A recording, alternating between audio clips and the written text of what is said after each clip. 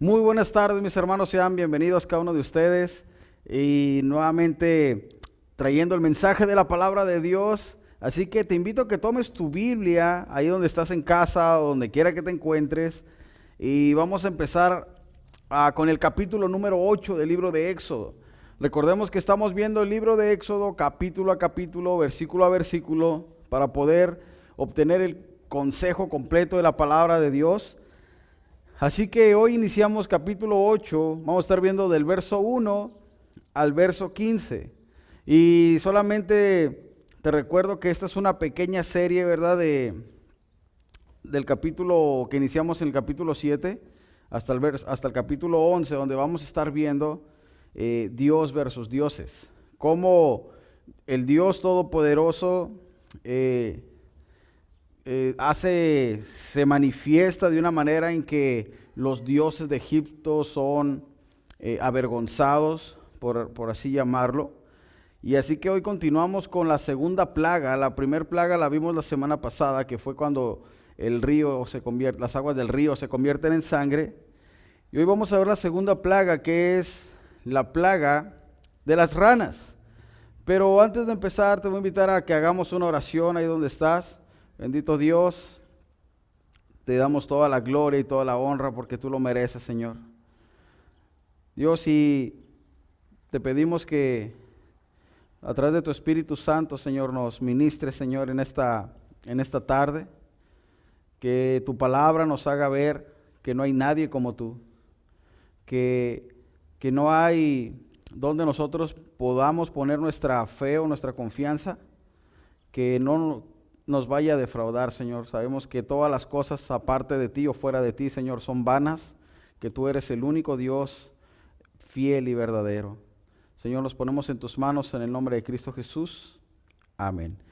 Muy bien, pues continuamos, hermano, con esta serie, como te comentaba, y déjame contarte solamente un poquito de contexto de lo que vimos en el capítulo anterior. La semana pasada vimos cómo Dios humilló a las deidades del río Nilo, este río que era pues muy importante para los egipcios, y dicen que en ese río habitaba el dios egipcio Ocnum, que era considerado como el guardián del río. Era el que se encargaba de proteger al río, pero vimos que aún con todo eso fue incapaz de defenderse del poder de Dios. Y otra deidad que ahí habitaba era el dios Hapi o Api, que se decía que era el espíritu del Nilo, pero también era considerado como el dios del derramamiento o del desbordamiento del río, que esto provocaba que ese desbordamiento fuera en beneficio del cultivo de Egipto. Por eso se creía también que de ahí provenía la provisión de este Dios con D minúscula, para aclararlo, Hapi o Api, pero que también fue incapaz de defenderse, ya que ambas deidades fueron heridas por el poder de Dios. Y el día de hoy vamos a ver que Dios sigue mostrando misericordia a los egipcios. Dios sigue dándoles advertencias. Y vamos a empezar el capítulo 8, donde dice de esta manera: Entonces Jehová dijo a Moisés: entra a la presencia de Faraón y dile: Jehová ha dicho así, deja ir a mi pueblo para que me sirva. La instrucción para Moisés era muy clara: Moisés, tú tienes que ir con Faraón. Y la advertencia para Faraón de la misma manera era muy clara también: deja ir a mi pueblo. Esta es una frase que se viene repitiendo desde capítulos atrás, donde Dios a través de Moisés le pedía a Faraón que dejara ir a su pueblo.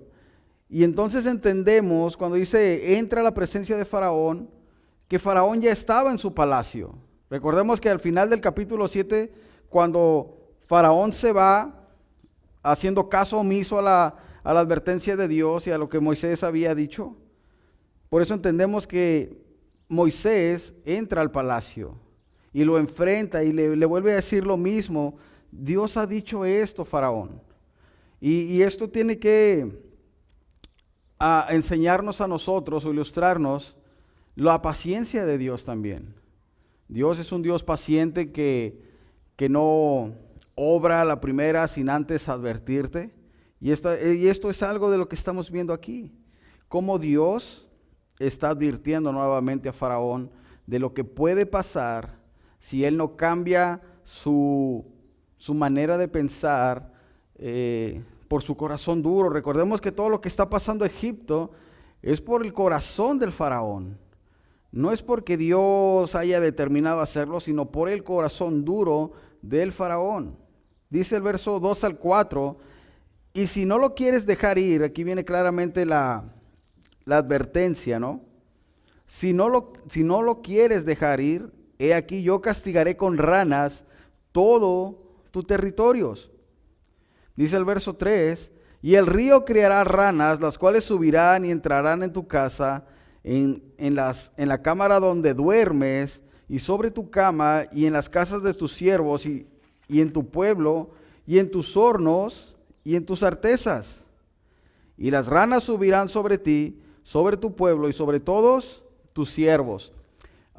Ve algo interesante aquí. Lo que Dios le está diciendo a Faraón: Faraón, si tú no obedeces, si tú sigues con esa terquedad, con esa necedad en tu corazón, esto va a venir a tu vida. Y no solamente sobre ti, sino sobre todo tu pueblo, sobre todo Egipto. Esto, como lo mencionamos la semana pasada, las consecuencias de cuando el que gobierna tiene un corazón duro. Y llámese en ministerio, llámese en el hogar, llámese en cualquier puesto de eminencia donde tenga personas a su cargo, las consecuencias que pueden llevar no solamente la persona endurecida, sino todos los que están a su alrededor. Y lo que estaba a punto de pasar aquí era eso, consecuencias del corazón duro de Faraón. Así que aquí hay una gran enseñanza para nosotros como líderes, como cabezas de hogar, como personas que tenemos una responsabilidad. El problema de nuestro corazón, de no endurecernos, de no ser necios, de no ser tercos. Entonces esta era la situación. Dios le dijo: va a haber una invasión verde, por así decirlo, una invasión de ranas. No sé cuántos de ustedes les gusten las ranas, pero a mí en lo particular, la verdad, son muy desagradables para mí las ranas. Pero no solamente por su aspecto, sino por lo fastidiosas que son. No sé si algunos, los que viven en ranchos o en pueblos o han vivido, yo creo que han estado muy familiarizados con el croar de las ranas que se agarran, crack, crack, y es algo tremendamente fastidioso, y sobre todo para los que no estamos acostumbrados.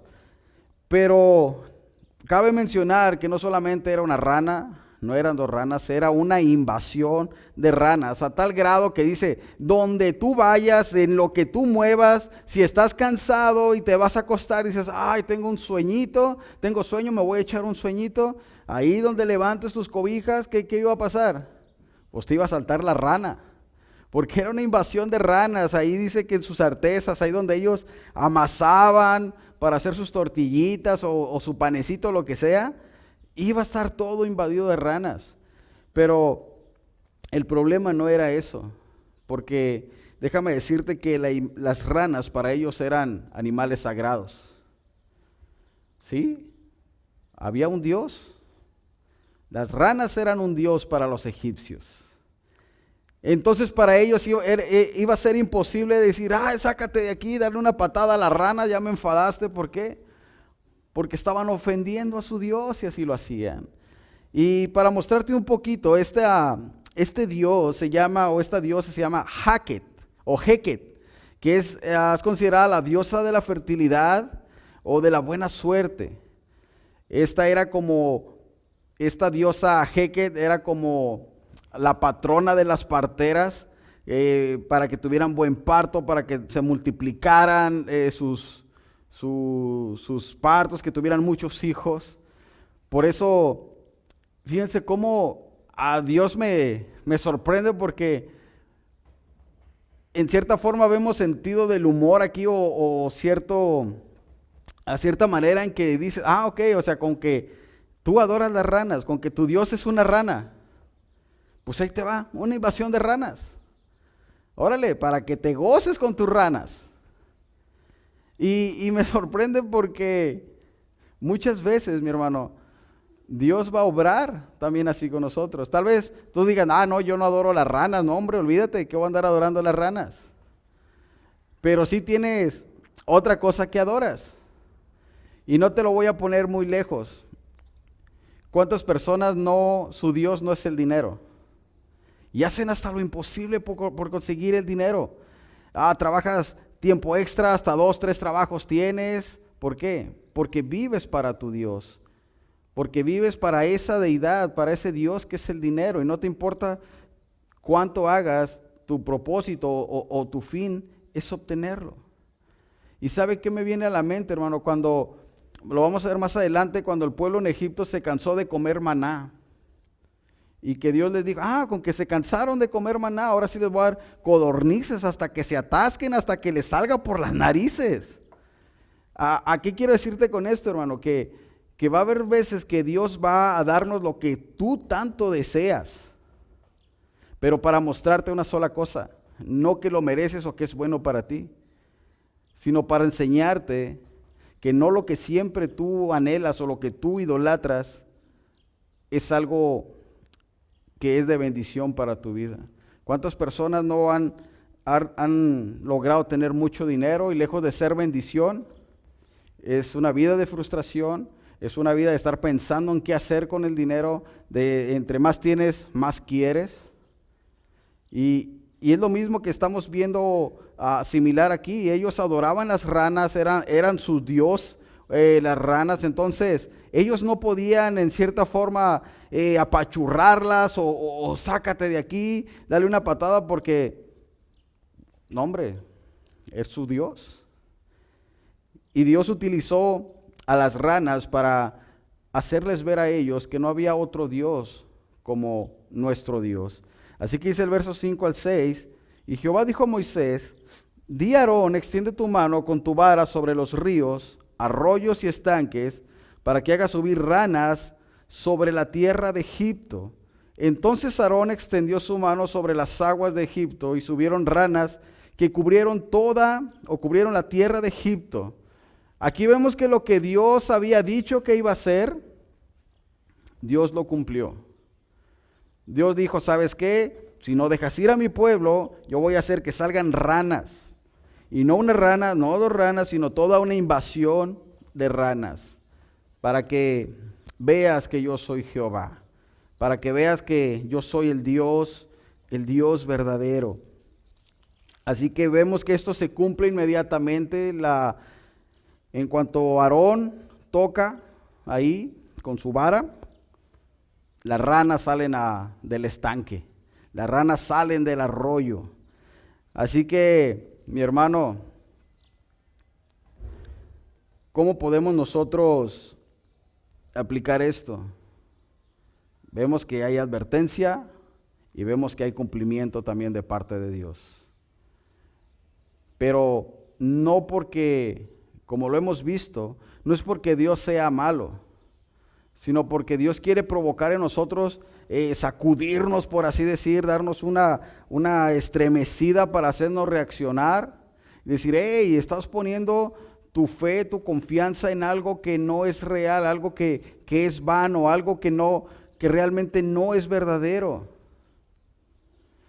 Pero vamos a continuar más adelante donde dice en el verso 7, dice, y los hechiceros hicieron lo mismo con sus encantamientos, e hicieron venir ranas sobre la tierra de Egipto. Veamos aquí otra vez lo mismo, los hechiceros. En lugar de quitar las ranas, vuelven a hacer lo mismo, a producir ¿qué? Más ranas. En lugar de alivianar el asunto, empeoraron el asunto. Y cabe mencionar esto, que como la vez pasada, la semana anterior, cuando también convirtieron el río en sangre, están haciendo lo mismo. Y la primera vez que lo hicieron, Faraón dijo, pues entonces tu Dios no es tan poderoso porque mis hechiceros también lo pueden hacer. ¿Y qué pasó esa vez? Endureció su corazón. Y va a pasar lo mismo exactamente aquí. Vienen los hechiceros con sus artes oscuras de hechicería y hacen lo mismo. ¿Y qué va a provocar esto? Dice el verso 8. Entonces Faraón llamó a Moisés y a Aarón y les dijo: orad a Jehová para que quite las ranas de mí, de mi pueblo, y dejará ir a tu pueblo para que ofrezca sacrificios a Jehová. Vea, primero Faraón había visto que sus hechiceros habían también producido ranas. Entonces es sorprendente esta petición de Faraón para Moisés. Entonces Faraón llamó a Moisés y a Aarón y les dijo: orad a Jehová. No que no conocía a Jehová. He aquí la falsedad del asunto. Orad a Jehová, dice, para que quite las ranas de mí y de mi pueblo y deje ir a tu pueblo para que ofrezca sacrificios a Jehová. Vea, y esta actitud de Faraón es bien familiar. La podemos ver en el pleno siglo XXI. Faraón tenía una bronca, las ranas, que no las podían matar porque eran sus deidades. Pero el problema estaba. ¿Y qué es lo que hace Faraón? Lo mismo que tú y yo hemos hecho algunas veces o hicimos algunas veces, de que ya te encuentras hasta el cuello en un problema y que dices: ay, Dios mío, ayúdame. Y si me ayudas, te prometo que voy a hacer aquello. Ya voy a ir a la iglesia, le voy a hacer caso a los aleluyas y voy a ir a la iglesia. ¿Por qué? Porque tienes una situación que ya no puedes, que ya no aguantas, que es insoportable. Aunque las ranas para ellos eran sus dioses, yo me imagino que estaban hasta el gorro, o sea, no las dejaban dormir. Imagínense, el croar de las ranas día y noche fue por 7 días. Que llegó al grado de decir Faraón: ¿sabes qué, Moisés? Ora a Jehová. Ora para que quite estas ranas de mí y de mi pueblo. ¿Cuántas veces tú y yo oramos: Señor, quita, si realmente existes, quita este problema de mi vida? Y te prometo que voy a ir a la iglesia, me voy a acercar a la iglesia. Hasta aquí podríamos nosotros ver que, órale, pues a lo mejor Faraón le entró un poquito de arrepentimiento, pero vamos a ver las verdaderas intenciones o las verdaderas estado de su corazón de Faraón. Faraón no estaba siendo sincero y dijo, verso 9 al 11, y dijo Moisés a Faraón: dígnate indicarme cuándo debo orar por ti, por tus siervos y por tu pueblo, para que las ranas sean quitadas de ti y de tus casas, y que solamente queden en el río. Vea, todavía la actitud de Moisés: ok, Faraón, como que estás agarrando el rollo, como que estás entendiendo el asunto. A ver, dime cuándo quieres que ore, cuándo quieres que lo haga. Y yo no sé tú, hermano, pero si tú estás en una situación difícil, ¿cuándo quieres que llegue la situación? Pues obviamente en el instante. No, Señor, ya no aguanto esto. Quítalo ya. Pero ve lo que dice Faraón. Y él dijo: mañana. Oh, pues, dirá nuestro pastor: oh, que la molamos. Pues no, que tanta urgencia por quitar las ranas, no era tanto tu enfado por esto. Mas Moisés respondió: y se hará conforme a tu palabra, para que conozcas que no hay como Dios, como Jehová nuestro Dios. Vea, el propósito aquí era demostrar que ellos vieran quién era Jehová, el Dios de ellos, y quién es Jehová nuestro Dios. Pero también vemos el verdadero corazón de Faraón. Faraón había visto que sus hechiceros pudieron reproducir ranas también. Entonces la verdadera intención detrás de la oración o la petición de oración de Faraón era ver si realmente Jehová era tan poderoso como para quitarlas en el tiempo que Faraón había dicho. Ok, aguántame tantito. Ora mañana, entonces yo sabré si realmente tu Dios es tan poderoso para lograr que mañana ya no haya ranas. Y esto también es muy familiar. ¿Cuántas veces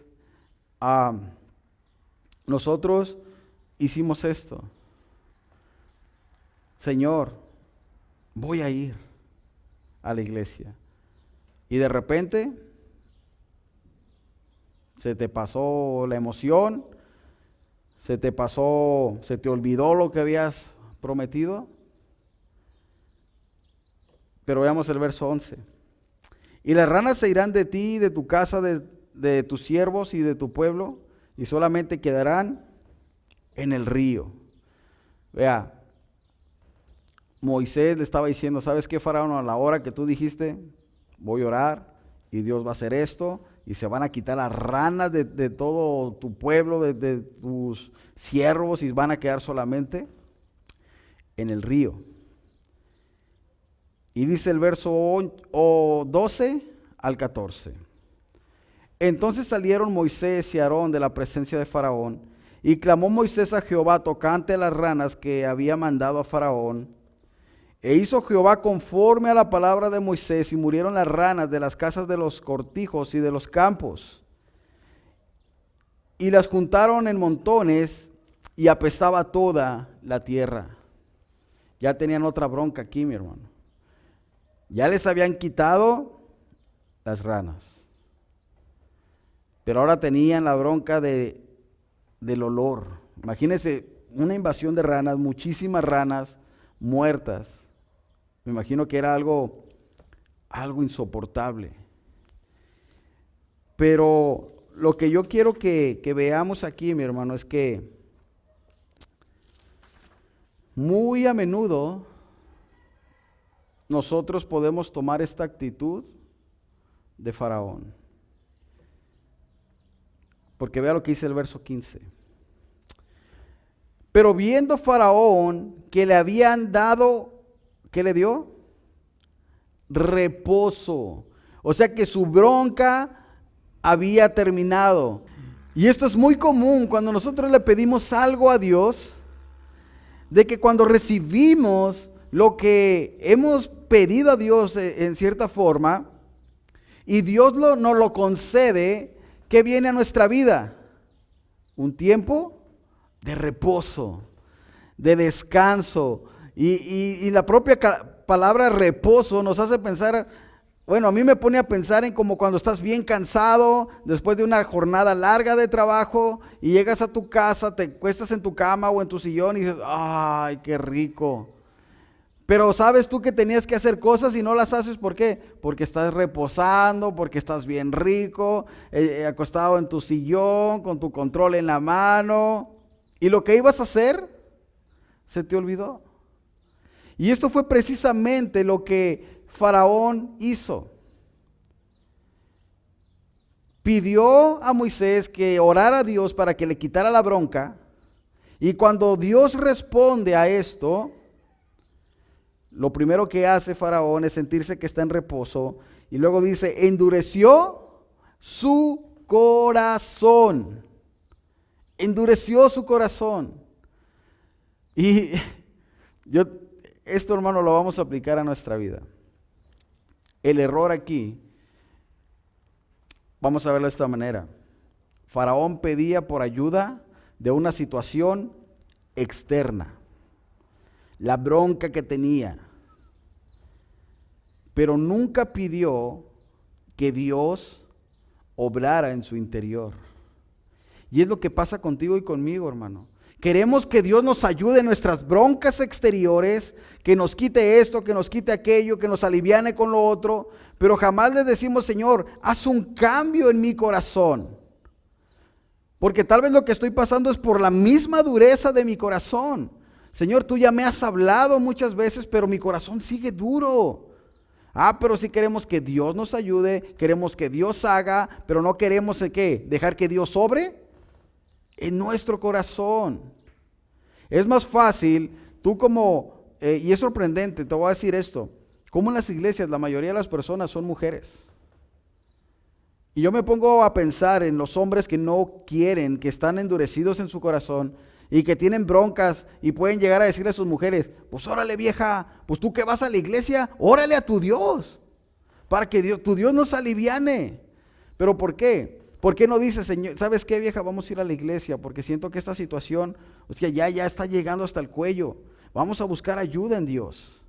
Es más fácil pedirle a alguien que interceda por ti, a tú doblar tus rodillas, a doblar tu orgullo y reconocer que necesitas a Dios.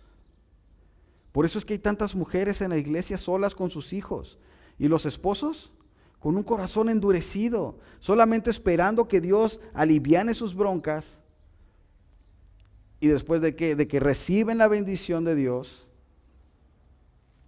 igual con su corazón endurecido. Y yo quiero invitarte, amigo, amiga, tú que estás escuchando, creyente o no creyente, porque los creyentes muchas veces siguen batallando con lo mismo, queriendo que Dios haga, que Dios dé, pero no queremos que Dios trabaje donde realmente Él debe de trabajar. Alivianarnos de las broncas que realmente son pesadas para nosotros, que son las broncas del corazón endurecido, el orgullo, el sentirse su propio Dios. Imagínate, ponte en el lugar de Faraón. Faraón se consideraba el propio Dios en la tierra. Se sentía que él era el que todas las podía, el que no había más sabio que él, que no había quien fuera, ahora sí literalmente como él, porque él era Dios. Imagínate que él dijera, ¿sabes qué? Que le dijera al pueblo de Egipto, ¿sabe qué pueblo? Hay un Dios más fuerte que yo. Eso sería un golpe a su ego tremendo. Sería un golpe tremendo. Pero, ¿sabes qué es lo que está haciendo Dios, mi hermano? También es poner en evidencia la debilidad del faraón. ¿Para qué? Para que los hombres que tenían su mirada puesta en Faraón como Dios, vieran que realmente no era lo que él decía ser. Y hermano, amigo que me estás viendo, va a haber ocasiones donde Dios nos va a poner en evidencia a ti y a mí, para que aquello que nosotros pretendemos dar a conocer delante de las personas se venga hacia abajo. Para que nosotros entendamos que realmente por nosotros mismos no podemos hacer nada. Porque nuestra esperanza o la esperanza de mi familia no debe estar puesta en el hombre de la casa. Debe estar puesta ¿en quién? En Dios, que ha puesto al hombre como cabeza del hogar. Pero la esperanza debe estar siempre en Dios. Por eso Dios utilizó también a las ranas, a esas deidades, para hacerles ver que ellos la tenían considerada como la de la fertilidad, la que proveía, para que vieran que aún eso que ellos creían no era nada. De la misma manera, hermano, nosotros no debemos de poner nuestra mirada en las cosas terrenales, sino poner nuestra mirada en aquel de quien provienen todas las cosas. ¿Y de dónde provienen todas las cosas? De Dios. Y vamos a terminar con esto. Proverbios 12:15 dice, el camino del necio es derecho en su opinión. ¿Cuántas veces has obrado así?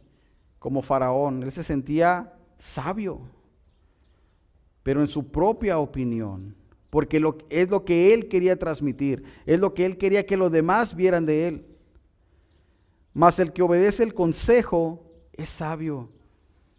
¿Cuántas veces Dios te ha hablado y has desechado su consejo?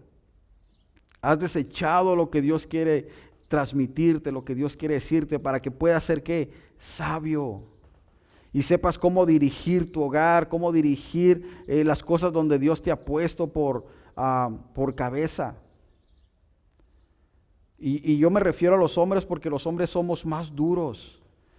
Somos más necios, somos más tercos, creemos que tenemos todo bajo control, cuando realmente vemos que no tenemos nada en nuestras manos. Cualquier cosa es como agarrar agua, se nos va a ir de las manos. Pero cuando dejamos que Dios sea el que obre, hermano, todo está bajo control. Ya deja, amigo, tú que me estás escuchando, hermano, tú que me estás escuchando, ya deja de utilizar intercesores. Ya deja de pedirle a tu esposa que ore, que interceda para que Dios haga ciertas cosas. Hermano, tú puedes hacerlo. Solamente dice la palabra de Dios que un corazón contrito y humillado Dios no rechaza, no lo desprecia. Reconoce tu debilidad delante de Dios y deja que Dios quebrante tu corazón, que Dios haga la obra en ti y verás, mi hermano, las bondades de Dios. Proverbios 18 del 6 al 7 dice: los labios del necio traen contienda y su boca a los azotes llama. La boca del necio es quebrantamiento para sí y sus labios son lazos para su alma. Entonces, ¿qué nos está diciendo Proverbios aquí, hermano? Todas las consecuencias de un corazón endurecido. Un corazón endurecido hace que nosotros seamos necios. Que nosotros, en lugar de hablar para bendición, para edificación, lo único que traemos es conflictos. Son pleitos. Dice, la boca del necio es quebrantamiento. ¿Para quién? Para el necio mismo. Él mismo se está afectando. Y sus labios, dice, son lazos para su alma. Hermano, ya deja la necedad. Ya deja de sentirte que todo lo puedes. Y reconoce que todo proviene de Dios. Que todo fue creado por Él y para Él. Y nosotros podemos disfrutar de lo que Él ha creado, ¿cómo? A través de su Hijo Jesucristo. Si has estado viviendo una vida entregada a tus dioses, y el mayor Dios, el mayor ídolo que podemos tener en esos tiempos, hermanos, es el dinero. El ser humano nunca se va a cansar, nunca va a cesar esa ambición de querer tener dinero. Pero así como tiene dinero, así como se enfoca en servir a su Dios el dinero, así va a venir el quebranto también a tu vida. Porque el dinero no lo es todo. El dinero no es la felicidad, el dinero no es la tranquilidad, trae aflicción a tu vida también. Por eso Salomón decía, Señor, solamente dame lo necesario, dame lo necesario. Seamos agradecidos con lo que Dios nos ha dado y no endurezcas tu corazón, mi hermano, no lo endurezcas. Ya deja de creerte, como dije hace rato, el todas las puedo, porque la neta no podemos nada nosotros. Apartados de mí, dice su palabra, nada podéis hacer. Así que, mi hermano, te dejo con esta porción de la palabra, Mateo 6:33. Mas buscad primeramente el reino de Dios y su justicia, y todas las cosas os serán añadidas. Busca primero el reino de Dios. Busca la voluntad de Dios.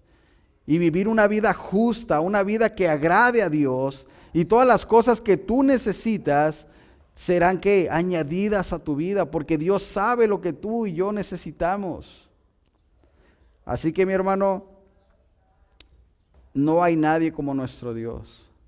Y no importa en qué esté depositada tu confianza, Dios va a utilizar eso que tú más quieres, eso que más anhelas, eso que más idolatras, para hacerte ver que no es realmente lo que te va a hacer feliz a ti. Lo único que puede hacer feliz a todo el ser humano es conocer el verdadero amor de Cristo Jesús en nuestras vidas. Así que, mi hermano, si estás viviendo de esta manera de necedad, arrepiéntete y pídele perdón a Dios.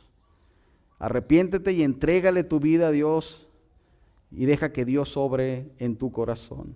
Que Dios te bendiga, que Dios te guarde y que el Espíritu Santo traiga convicción a tu vida y que Dios pueda obrar grandemente en tu corazón.